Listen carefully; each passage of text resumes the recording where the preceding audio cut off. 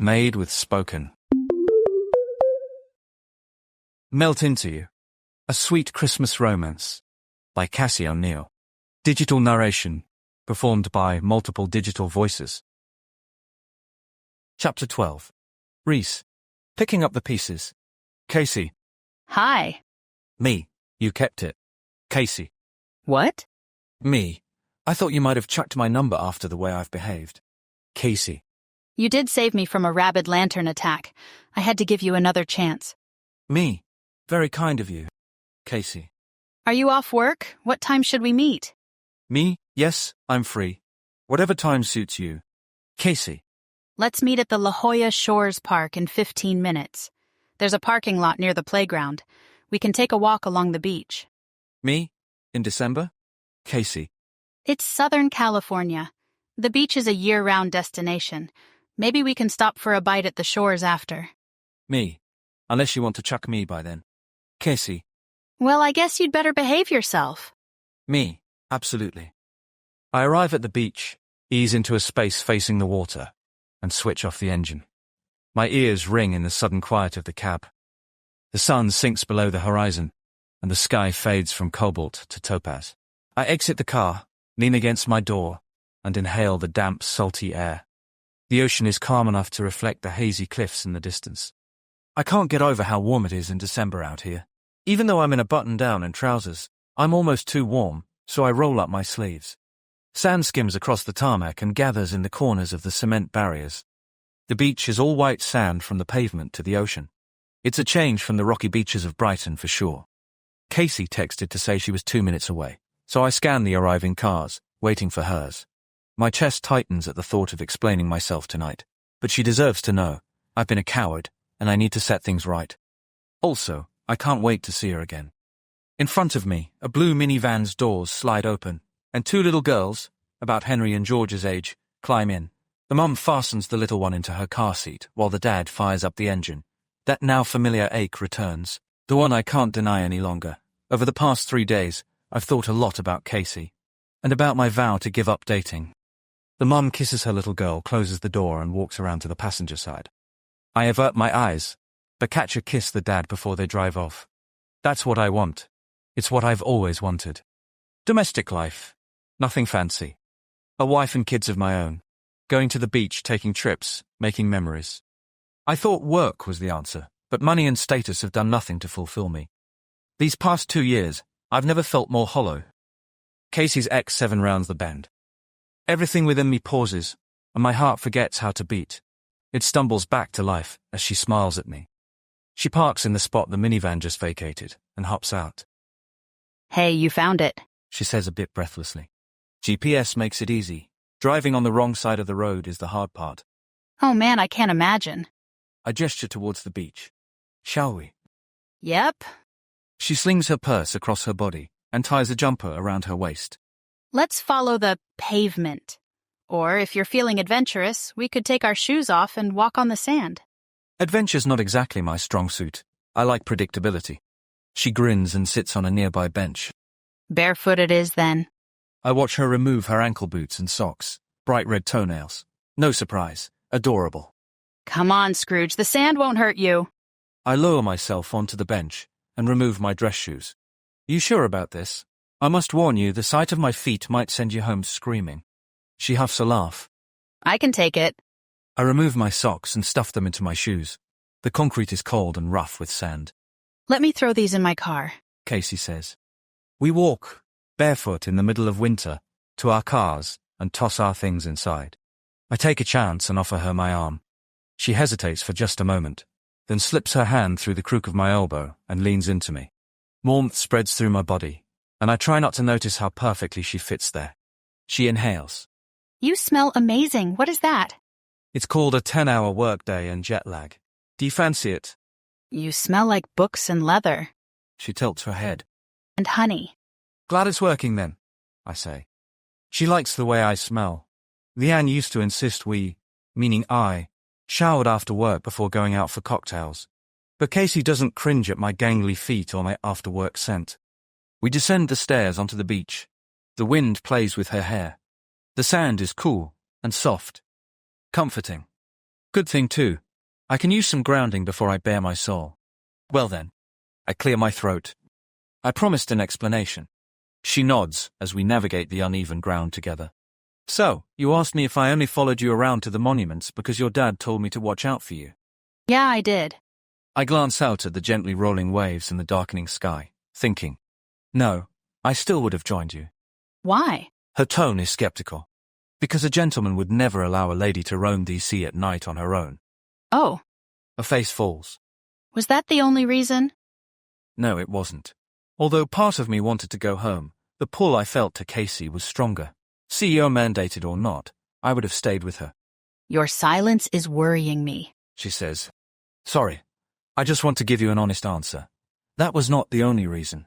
I enjoyed your company. Could have fooled me, at first anyway.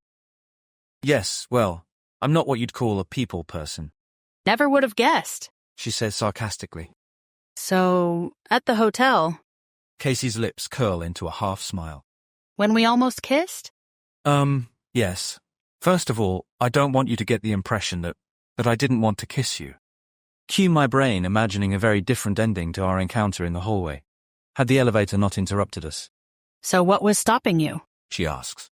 Casey's candor is something I'm still getting used to. I lean away from her briefly, and my eyes go right to her slightly chapped pink lips. I wonder what she'd do if I kissed her right now. Answer the question. Right. For one thing, your father told me not to try anything funny. And also, after Leanne broke it off the way she did, I sort of vowed to give up dating, forever. She raises an eyebrow. That seems extreme. Her expression and voice soften. But I get it. Anyway, when you and I got close, it brought up all these feelings I'd suppressed. My head was all over the shop, completely muddled. She chuckles. What? Nothing. I've just never heard that before. Go on. The night I left you high and dry at the hotel, I couldn't sleep. I worried that when I saw you again, I'd act a complete fool or... Treat me like you didn't know me? I sigh. Yes, all that. So I took the coward's way out. I truly did have a meeting that day, but it was scheduled for noon. When I rang and offered to move it up to the morning, they were happy to. I figured Carol would prove to be a better tour guide than I. So you were avoiding me? Maybe a little, yes. We veer around a pair of seagulls finishing up whatever it is they've scavenged from the rubbish bin. I apologize for not being there, I say. Since Leanne... Well, I told you about that. I hold my elbow out again. Casey takes it, and we continue strolling. She met him, the guy she's with now, at work too? Yeah. I suppose work relationships are her particular poison, because she was on another app development team with this bloke, Nigel. He outranked me in status and salary. Apparently, that was enough. I swallow. They weren't discreet or apologetic about it either. It was a much smaller company than your father's. I saw them together nearly every day. That's awful, Rhys. I'm so sorry. So, I exhale. When Quantum took over London Tech and asked for volunteers to transfer to America, I was all in, desperate to escape. Casey digs her teeth into her bottom lip. I understand. I probably would have done the same. But you already live here, I tease. You know what I mean. She leans into me, steering us around the mass of seaweed, then continues. I've never been in love. At least I don't think so. It must be hard to lose someone you thought you were going to spend forever with. I was gutted. I completely shut down. Simon, the one you met, and his wife Imogen were there to pick up the pieces. She got the wedding venue to refund half of my non-refundable deposit by telling them what Leanne had done, or intimidating them. Perhaps both. Sounds like my kind of lady, Casey says. You'd love her. A lump forms in my throat. I blink, wondering at my reaction, and realize I want Casey to meet her. I have a feeling Imogen would love her too. You're lucky you have them. They sound like amazing friends. She shivers and hugs herself closer to me. Hang on, let's turn around. My feet are cold and my stomach's growling. So much for adventure, hey? I tease. It's worth it, she replies. Once we headed south, she continues. Well, my sad Christmas story isn't nearly as bad as yours, and I found my direction in life because of it. Of course, I'm not thankful Mom had appendicitis. Is there more to the story? Where did I leave off? The hospital? Yes. Well, Aunt Nellie's staying with you and your mum. Oh, right. Aunt Nellie stayed with us for a week. A few nights after Mom's surgery, my aunt and I were eating dinner and the house felt so ordinary. It was the middle of December, and we still hadn't put up a tree. I asked Mom if we could get the decorations out. She said to wait until Dad came home the following week because they were deep in storage in the detached guest cabana. Oh yes, my guest cabana is full of boxes at the moment, I joke, wondering how massive her family's home is if it includes a guest cabana. Ha ha, she says. So I searched online and found some fancy snowflake templates. Then I raided Mom's craft room, the same one that earned me my embarrassing nickname, and pilfered all the festive paper I could find. Then I covered the house in handmade snowflakes. The walls, the windows, I even hung them from the ceiling. Surely her mum was touched, but I grimaced, thinking of the mess and cleanup. And how did Mum react? She cried. Oh dear. Yeah, I was worried at first that I'd upset her, but they were happy tears. She loved it. The doctors were impressed with her quick healing after that. I like to think my snowflakes helped. The thing is, they helped me too. While I was cutting and decorating, I was in the zone, not worried about anything. Time flew by and I felt, refreshed and alive when I was done. So decorating is more than just a job or a hobby to you, I say, not a question. Exactly. She beams. And now handmade snowflakes are always a part of our Christmas decor. We're quiet for a few minutes, then I have to ask. Now, about this nickname you tried to gloss over. What is it? Oh, we're here. She releases my arm and darts off. Let's grab our shoes and get some food. You're not getting out of this, I call after her. The muscles in her slender arms flex as she braces herself and hops over the cement divider. She jogs to her vehicle, long dark hair blowing in the breeze, leaving me breathless and aching for more. Chapter 13. Casey. Half-truths. Rhys doesn't ask about my embarrassing nickname again. Until after we order dessert. So? He grins and leans in. What is this nickname of yours? It's classified. And you won't grant me clearance? His voice drops, low, sultry. So far, I've only known the serious Rhys. Now he's trying to be flirtatious. I'm in serious danger. A soulful jazz rendition of Have Yourself a Merry Little Christmas drifts through the dining area. I stare out the arched windows at the waves lapping the shoreline. He drums his fingers on the table. Is that a no, then? You can't laugh, I warn. I would never. Glitterbug, I mumble reluctantly. His lips twitch and his nostrils flare as he fakes a cough. You promised! I'm not laughing. I'm coughing. You're a terrible actor. Guilty as charged. He wipes his eyes. Now, share how this name came about. The server arrives, clears our dinner plates, and leaves 2 spoons and 1 dish of cinnamon-dusted churros with vanilla ice cream. If someone had told me this morning I'd be sharing dessert with Rhys, I'd have choked on my peppermint mocha. But here we are. And as this early evening turns into a late night, I'll admit I don't want this date to end. He thanks the server and hands me a spoon. I hold mine out to him. What am I meant to do with that? He asks. Shake it? No.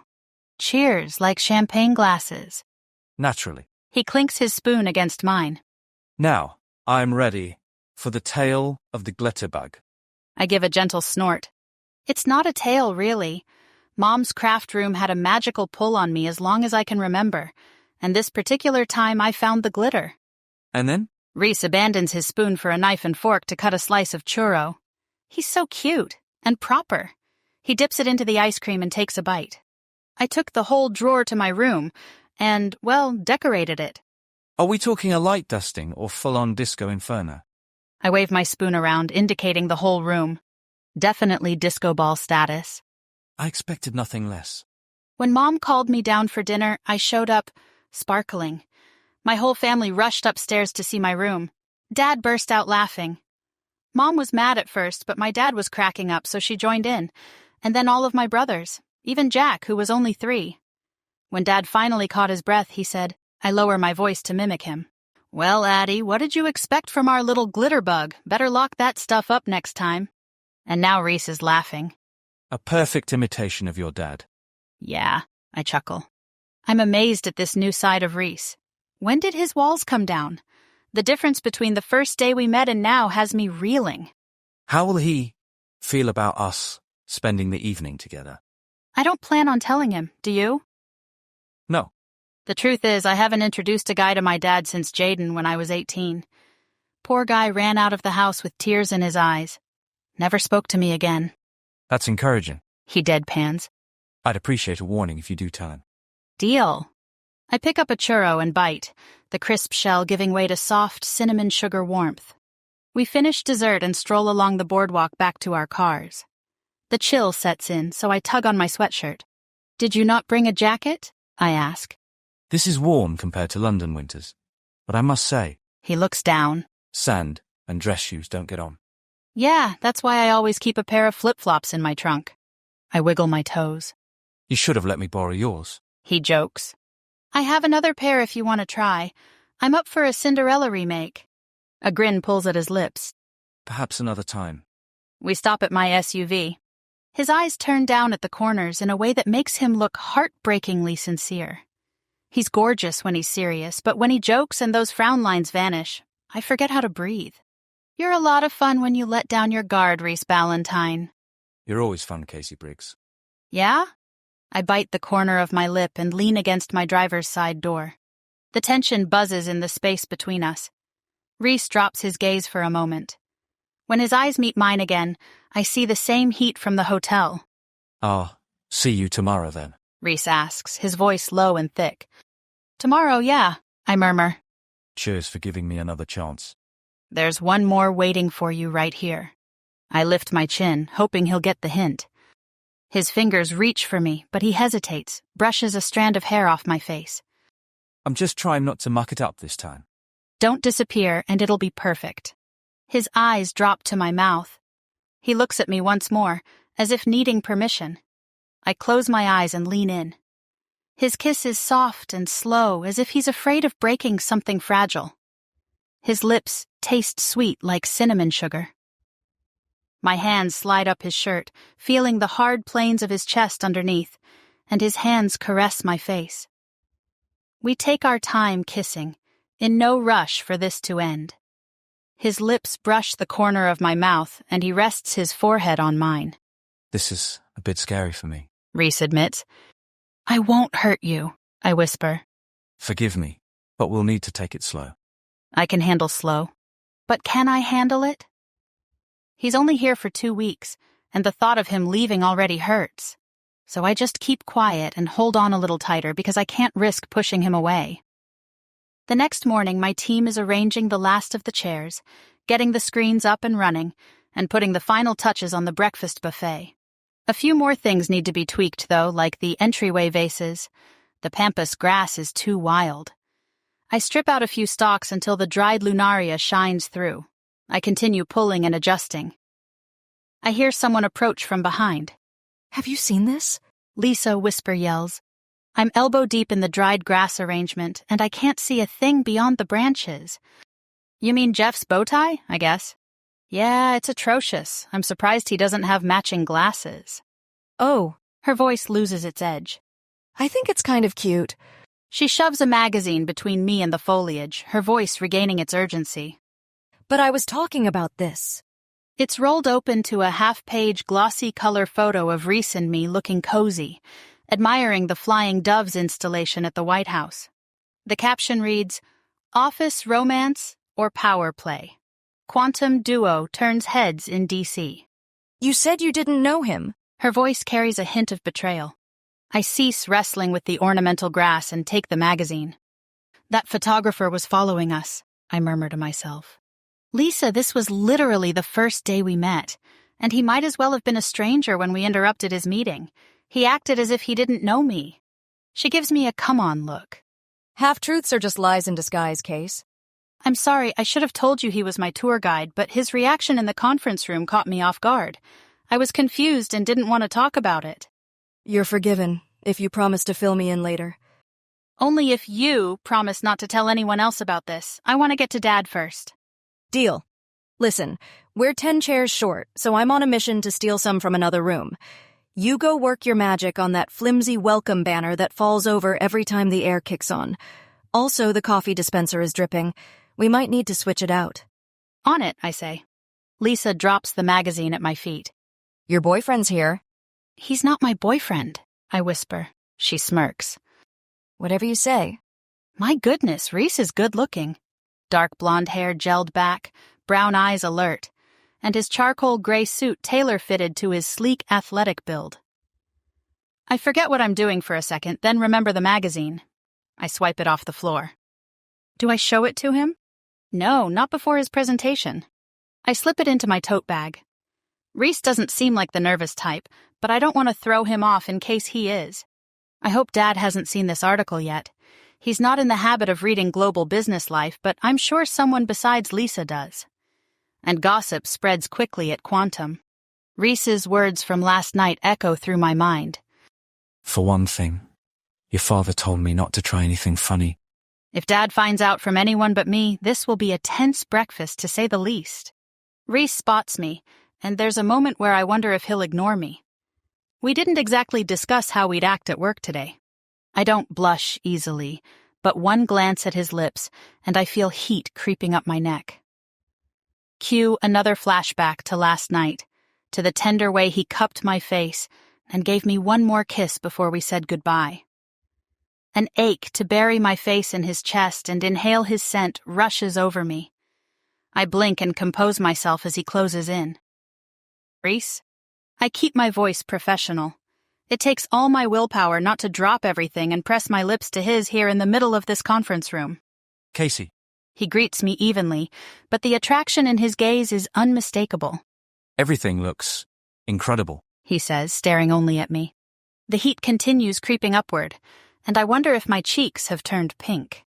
Thanks. Let me know if you need anything at all. We'll do a mic check and a run-through of your slides in 10 minutes. That works. Has Jeff arrived? I nod in Jeff's direction. Candy cane bow tie and suspenders at 3 o'clock.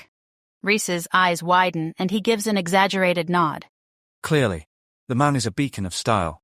But then again, we tech nerds aren't exactly known for our good fashion sense. Then you must be an exception to the rule. You're absolutely dashing. Rhys pulls on his lapel. This whole thing? I almost reach up to straighten his tie just to touch him. The tie's just fine, but catch myself. I need to get it together. I'm giddy just standing next to him. And might I say, you look lovely as well. Thanks. I self-consciously smooth my claret blouse and black pencil skirt. I mean, you may. Definitely blushing now. Let me show you where to set up. Rhys follows me up onto the raised platform. He heads to the large table that sits in the center of the stage. Yours is over here, actually. I usher him to the circular table on the side of the stage. I bite my lip in anticipation. Is this for me? He asks. An electric tea kettle and all the tea things I could think of, like a mini milk pitcher and honey, rest on the table. He stares at it for a beat, then picks up a PG Tips tea bag. Where'd you find this? World Market. I have an aunt who lives in Wales. She said this is the brand all the hotels serve. I took a chance you'd like it. His light brown eyes fill with gratitude and wonder. He takes a step toward me, then stops, as if remembering we aren't alone. Lisa returns, pushing a cart full of chairs. Thanks, truly, he murmurs. My pleasure. I need to help with the chairs. Best of luck with your presentation. I rush down the stairs to Lisa. Great, you found more, and they match. Did you expect anything less? She asks. I chuckle. Of course not. We unload the chairs and fill in the empty spaces at the last table. Then we swap the leaky coffee dispenser out for a new one, and I tape the base of the sign to the floor to keep it from toppling over again. I glance at my schedule. Did you confirm the Christmas party caterer walk through today? I ask. Yep. Lisa checks her phone. She'll be here in 3 minutes. Shoot, can you do the mic check and have Rhys run through his slides? I'll try to be back before we start. Your dad will lose it if you're not here for the introductions. I'll be here. I hurry downstairs to the atrium event hall. Luckily, the caterer is already there. Since we nailed down most of the details months ago, it doesn't take long to review a few minor produce substitutions and finalize the enchanted gala menu. We walk the floor plan, double-check buffet flow, and confirm linen drop-off times. I'm so glad I booked them 10 months out. Knowing the food will be hot, labeled, and replenished on time is one less thing to lose sleep over. By the time I'm back in the elevator, I've got 15 minutes to spare. I sidle up to Lisa. How's it going? Perfectly. It's so nice having tech guys as presenters. I don't even have to troubleshoot. They've got the AV all handled. Maybe we should convince Jeff to join our team. I stifle a laugh. It's actually not a bad idea. I doubt he'd be interested, though. Maybe Rhys would be, she says suggestively. Piper, my father's personal assistant, appears at my side and asks, Rhys would be what? My dad and Jack are just steps behind her. Oh, nothing. My blush threatens to reappear. Lisa's just trying to recruit some tech guys for our team. No poaching personnel, Glitterbug, my dad warns. Please, Dad, I say through my teeth. Yeah, Glitterbug, Jack drawls. Thanks for putting the posters up. We'll take it from here. I glance, fuming, at my dad for backup, but he's pointing to his tablet and whispering something to Piper, as if I don't even exist. I narrow my eyes at my little brother. I know where you sleep. One side of his mouth tilts into a smirk. Reduced to threats now, are we? Lisa intervenes. Mr. Briggs, Piper, Jack, please follow me to your private table. Hushed conversations fill the room as the final attendees take their seats. Rhys's first slide shows on the dual screens above the raised platform. He takes a sip of his tea, laptop open on the table in front of him. I stride over. Everything all set? Aside from your very distracting presence, I'm ready. I'll try to blend in a little better. How's that? One corner of his mouth lifts. Useless. A smile tugs at my lips as I shake my head and make my way to center stage. I take the microphone. Welcome, everyone. A hush settles over the audience. Thank you all for joining us for this morning's Ethics, AI, and Leadership briefing. Please help yourselves to breakfast. We'll begin the presentation in about 10 minutes. Once the attendees are all seated with their food, I introduce the guest panel, then hand it over to Rhys. His voice is clear and calm and alluring. So help me. Good morning. Today we're going to cover what ethical leadership looks like in the age of AI. Not only in how we code, but in how we lead. This is a side of Rhys I haven't seen. He's confident but not haughty. His stage presence is striking but somehow understated. He seems so comfortable up there. I can't help but admire him and like him even more.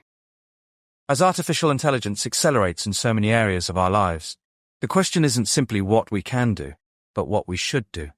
No matter how advanced our systems become, the most lasting impact often comes from human judgment, sometimes in the smallest, most thoughtful details. His eyes briefly find mine. And then he's off, developing his first topic. His dry humor has the audience laughing and nodding from the outset. I glance over at my dad. He's pinching his chin the way he does when someone has his full attention. Everyone's charmed, including me. Chapter 14. Rhys. Avalanche.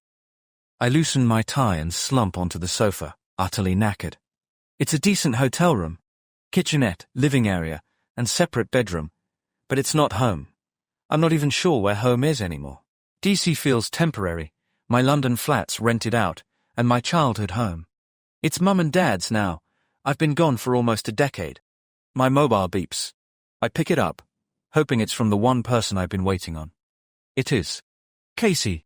Sorry I had to run before the end of your presentation. Major problem with the table linen delivery. Had to fight insane traffic to handle it in person. Me. Too right. I hate it when my linens get mixed up. Casey. They delivered red-checked linens instead of the toy soldier red I ordered. Like our theme is Lumberjack Jamboree instead of the Enchanted Nutcracker Realms. Crazy face emoji. Me. The nerve. Casey. Somehow I get the feeling you're not taking this seriously. Me. Just trying to make you smile. Casey. Success. Me. Did you get it all sorted then? Casey. Yes, I did. Me. Thumbs up emoji. Casey. You were fantastic today, BTW. Me. What did I do? Casey. Your presentation. You were a natural up there. Me. I didn't bore you to death then. Casey. Not even close. Me. Are you busy later? May I call you after dinner? Casey. I've got tons to do from home, but I'll happily take a break for you. Me. Great. I'll ring you after I've eaten. Casey. K. Before I've had a second bite of my Chinese takeaway, my mobile beeps again. A smile pulls at the corners of my mouth. Happy Casey has something more to say. But it's not from Casey. My stomach turns as I clock the preview. Of all the people to hear from, Picked up the latest global business life. What a charming little spread. You do photograph well, and the article captured a certain... The preview cuts off there. I don't dare open it and let her see I've read it. My teeth clench. What is she playing at, contacting me now of all times? Tomorrow's the 2-year anniversary of her calling off our engagement. I forget about dinner. I've lost my appetite anyhow, and flip open my laptop. A quick search lands me on the magazine's website. The feature article is on Christmas at the White House. Included are photos of politicians, celebrities, and White House staff. And a photo of Casey and me. The angle gives us a cozier look than that moment actually held for us. How will Casey's father react to our being linked romantically? And what will he do if he finds out we went to dinner last night? We should have discussed this aspect of seeing each other, how to act in public. After that kiss there, the heat of her lips and the warmth of her touch, I wasn't about to ask. I didn't want to break the spell. And now with Leanne texting out of the blue, warning alarms are blaring in my head to run away, shut it down. I fear that this will lead to more heartache. It's too early to know if these feelings will last, but the draw I feel to Casey is more than physical. She brings me to life and pushes me, but not too far. My love for Leanne was safe, predictable. Or so I thought. My feelings for Casey are intense and completely unsettling. I'm supposed to call her, but how can I have a normal conversation now? Should I tell her what's happened? My head swims. I need some fresh air, so I slide open my balcony doors and step outside. I roll up my sleeves and lean on the railing, surveying the city below. The dusky orange sky allows a limited view of people walking by, and cars zooming past. It's that in-between time of day where you have to squint to see, but the streetlights have yet to come on. Decisions. The air carries the slightest hint of an ocean breeze. It's comforting, but not enough to settle my nerves. I drop my head and close my eyes. What am I going to do? My mobile rings. Leanne wouldn't dare. Would she? I feel like I'm unraveling. But it might be Casey, so I check the caller ID. It's Simon. Rhys here. 15 minutes of fame, that. You psychic now, or what? I rub my eyes. What are you on about now, Si? Imagine my surprise as I'm rifling through a pile of magazines at work and come across a picture of none other than you and Miss Briggs. Brilliant. Seen it. I sigh. You have? How? Don't tell me you subscribe to that nonsense. Leanne messaged about it. Leanne saw it too. There's a muffled string of words, then scuffling sounds. Rhys. Imogen's voice sounds overly pleasant, but there's an undercurrent of anger. Hello, Imogen. I can guess what she's going to tell me. Rhys, don't you let that girl back into your life. Don't you dare let that wretch back in. She rails. I won't let her hurt you again, you hear? She's engaged. I swear, the gall. I saw the preview of her message and left it, that's all. Well, good. She huffs. Because after what she put you through. I've no plans to allow her back into my life. May I speak to Simon again? Only after you answer one question. Do you still have it? I play daft. It's easier since she's not here in person. What do you mean? The ring. She growls. Well, yes, I say, and it sounds more like a question, because on some level I'm truly afraid of Imogen's wrath. I squint in anticipation of the tongue-lashing that's forthcoming. Rhys Ballantyne, so help me. I will fly out there right now and lob it down the loo if you don't chuck it this... More scuffling. Air. Apologies, mate. You know how she gets about this subject. In the background, Imogen's still ranting. Indeed, I do, I say. I have to ask. Simon begins. Why bring it with you? This is all too much. Simon would never understand my reasons. It's not because I miss her or wish we were together. Heavens, no. I keep it to remind myself of the pain. And how I never want to endure it again. It's pathetic, really, and certainly not the healthiest of habits. I don't normally drag it along on business trips, but after my encounter with Casey in the hotel, I needed reinforcements, a reminder that I'd given up dating, that letting down my guard equals heartache. Because ever since we met, my nights belonged to her. The adorable spray of freckles across her nose, the lilt of her cheerful voice, and the memory of the light brush of her fingers on my skin keep me up long past bedtime. Is this the part where you stare dramatically out a window? Simon asks, bringing me back to the present. Sorry, I say. Another call beeps through. It's Casey. For pity's sake, I want to power my mobile off and not speak to anyone for a week. I need to calm down before I talk to her or anyone. Simon, I'll have to ring you back. Right. Dodge my questions then. Anyway, remember Imogen's got us heading to San Diego this year. Cousin Evelyn's hosting dinner Christmas Eve, and you're coming. Yes, smashing, I say flatly. Cool, right. Lucky for you, I don't offend easily. Sorry. Listen, Casey's calling. I'll ring you later. I end the call and decline Casey's. Guilt twists low in my stomach. As much as I want to speak to her, I can't. At least, not yet. I need a moment. Before I realize where I'm going, I'm standing in front of the chest of drawers. I set down my mobile and slide open the top one. Fish the small polished wooden box out and retreat to the balcony. The wind has stopped, and the air feels stagnant and heavy. I settle into a chair and sit motionless for a long moment.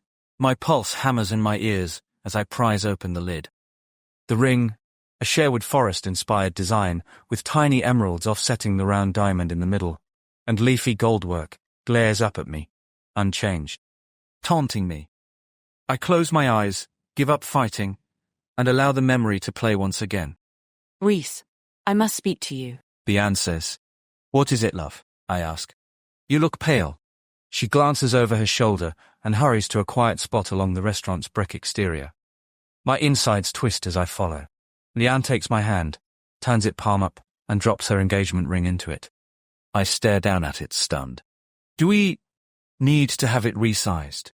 A silent tear slips down her face. What's happened, Leanne? A chill spreads through my chest. Talk to me. I can't. Her voice breaks. I'm sorry, Rhys. I've met someone. Ice crystals form on the edges of my heart. This can't be happening. You're having me on, right? Did Catherine put you up to this? I'm moving in with Nigel. Anger quickens my breathing. Nigel. You're leaving me for Nigel. Please, Rhys, don't make this harder than... Harder? I laugh, but there's no humor in it. We're supposed to have the wedding rehearsal in 5 minutes, and you're telling me we're done. I couldn't lie to you anymore. No, you don't get to dress this up as some act of nobility. How long, Leanne? Her eyes lower. She bites her lip. That's all the answer I need. From somewhere in the shopping centre, a cover of Stay Another Day drifts through the frigid air. A lump rises in my throat. I fight it down. I refuse to let even one tear fall. What am I meant to tell everyone? I know you'll do the right thing. Don't count on it. Not tonight. We're having dinner with all our friends. Your friends, Rhys. I don't fit in with your lot. What on earth does that mean? Good grief, who are you? I've got to go. I'm sorry. Clearly. She rushes off to her car, heels clicking like a metronome, marking the rhythm of everything we built falling apart. I tighten my grip on the ring until the points of the metal clasps dig into my flesh. I snap the lid closed, run my thumb over the lacquered wood surface, trying to clear my head. I've meant to get rid of this ring so many times. Tried to pawn it, sell it, give it away, never could go through with it. A discussion between Lisa and Casey about a donation box at the gala to support Casey's mum's charity comes back to me, and I get an idea. If I want to move on, if I want to give this thing with Casey a chance at all, I know what I have to do. Chapter 15. Casey. Pumpkins and glitter bugs. I wait another hour before I can't take it anymore. Rhys answers my call on the third ring. Casey. Hi. Everything okay over there? I ask. I think we've landed ourselves in a bit of a pickle. Ever come across Global Business Life magazine? My heart skips a beat. He knows. Why didn't I tell him earlier? Now it's going to seem like I hid it from him. Best to fess up. Not usually, but now that you mention it, Lisa showed it to me this morning. He's quiet for a beat. So, you've seen the White House article? Yes, I'm so sorry I didn't mention it. I wasn't sure. Simon called to ask if I'd seen it. Does your dad know? Am I about to be hunted for sport? He hasn't called to yell at me or threaten your life, so we're probably safe for now. But if Simon's seen it, I'd better run interference. Count Quantum employees. Rhys pauses. Date, as long as they disclose their relationships. Are we dating? Does he want to make this official? No, he's talking legalities. He's not asking me to be his, right? Yeah, thanks to my brother and Claire. How's that now? He asks. They're the reason my dad changed his strict no fraternization rule. Gavin was Claire's boss. If the old policy was still in effect, yeah, we'd be in trouble. What's the plan then? I don't have one yet. Should we, Yep, this is awkward. We're miles away from a DTR. I beg your pardon? A define the relationship talk. We don't have to now, but since the magazine basically accuses us of being together. Do you think we ought to have a DTR? He does not sound excited. I scramble to say, we don't have to. We just have to decide whether to declare that that we're involved, or do we want to clarify that there's nothing romantic going on between us, basically to dispute the claims of the magazine? I wish he'd say we should fill out those forms, say we're together. But that's absurd. We've barely known each other a week, and he's only here on a temporary assignment. Still, I can't shake the feeling that this, whatever this is, could actually work if we gave it a chance. You're his daughter. I'll follow your lead. Not what I'd hoped for, but pretty much what I'd expected. Okay, I'll think about it and let you know. Sorry. This, I realize, is not romantic. No, I know, it's fine. Sorry, Lisa's calling. I'd better take it. The EPA is on our case about the snow machines. They want documentation that the snow solution is non-toxic for marine animals. Right. Can't have fake snow harming the baby seals, can we now? Nope. I laugh, then sigh. Okay, text you later? Absolutely. As soon as Lisa and I have an action plan for the EPA, I text my mom. Me, are you still up? Mom. Do I ever go to bed before midnight? Me, can I come over? Mom. Of course you can. Dad's already asleep, but I'll be up for a while. Me, on my way. 7 minutes later, I pull into my parents' driveway. Mom appears in the doorway, flour-dusted apron tied tight, hair swept up in a messy bun. She wraps me in a hug, and her faint perfume mingles with the warm scent of cinnamon and rising dough. She smells like Christmas and home. Hey, Casey girl. Is everything all right? Yeah, I just needed to talk to you. I lean into her embrace. What are you baking? Testing out my recipe for the emerging entrepreneur benefit. What do you mean testing? Your cinnamon rolls are an institution. Trying a few twists. Figs and candied walnuts in one, cranberries and orange zest in another. Oh, and I swapped mascarpone for the cream cheese. Want a health taste test? Do you even have to ask? Sleepy time or chai tea? Sleepy time. Though I doubt it'll help, I'm wired. Can I use your laptop? On the desk over there. She motions with her chin as she uses a spatula to lift a roll, steaming and dripping with icing, out of the pan and onto a plate. I carry her computer to the island and navigate to the Global Business Life website. Mom settles in the chair next to me. I sip my tea and angle the screen her way. She squints, pats her chest, then her hair. Finally, she locates her glasses and slides them on. What is this? She asks, dragging out the words. Oh, that's you. How fun. She takes her glasses off to peer at me. Is this what's got you worried? Magazines make claims like this all the time. I'm sure it'll blow over. Not if we're actually seeing each other. Oh, and are you? I explain everything that's happened from the White House tour to our date at the beach. That's wonderful, honey. He may have been a little distant at first, but I can tell you like him. I do. I've never felt like this about anyone, ever. Not even Jaden? She chuckles at her own joke. I roll my eyes. How could I when Dad scared him off? But Mom, that's what I'm afraid of. Has Dad seen it or said anything to you? No. But I doubt he'd give it a second thought even if he had. After all, he sent you on that trip. Should I say something? What if it blows up? She takes a dainty bite of her cinnamon roll and chews thoughtfully. How about this? I'll show him tomorrow and gauge his response. Run damage control if I need to. Maybe I should handle it myself. If I want him to see me as an adult, I can't keep letting you fight my battles. Are you sure about that? It's just, I need to grow up. Sometimes I feel like no one takes me seriously. I tear off a corner of gooey cinnamon roll and pop it in my mouth. I take you seriously, Pumpkin. I huff. See, that's what I mean. What did I do? She asks.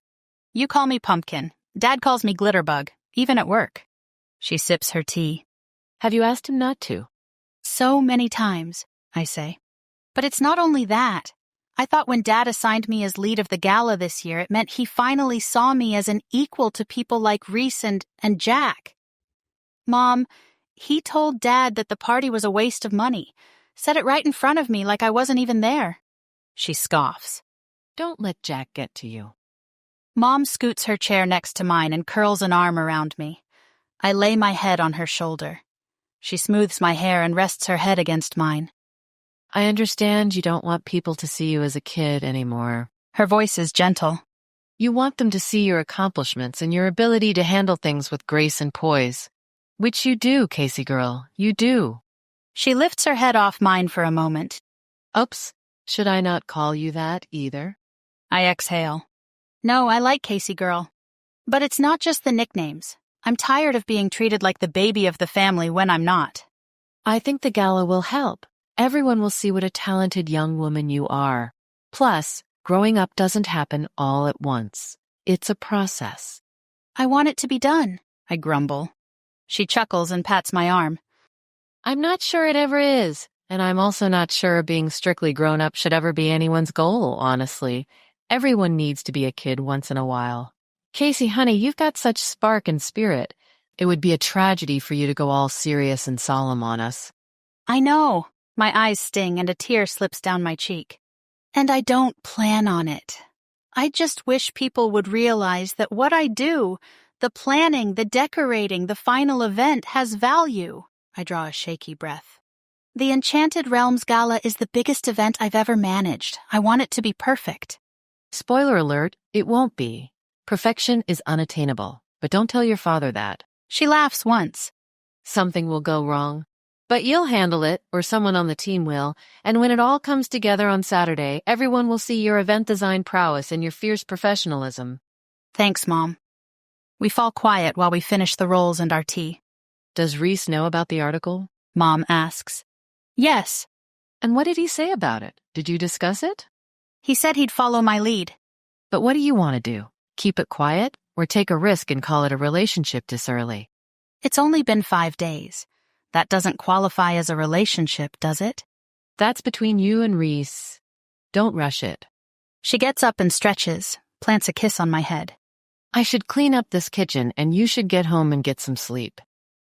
I'm not sure I'll be able to. Try. I'm here if you need me, for anything at all.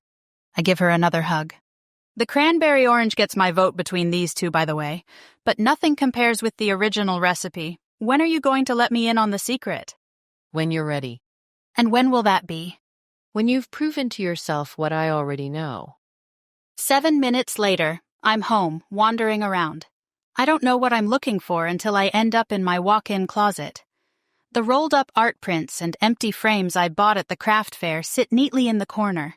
I gather them into my arms. It doesn't matter how late it is. These are going up tonight. Professional audiobooks in a click. Spoken.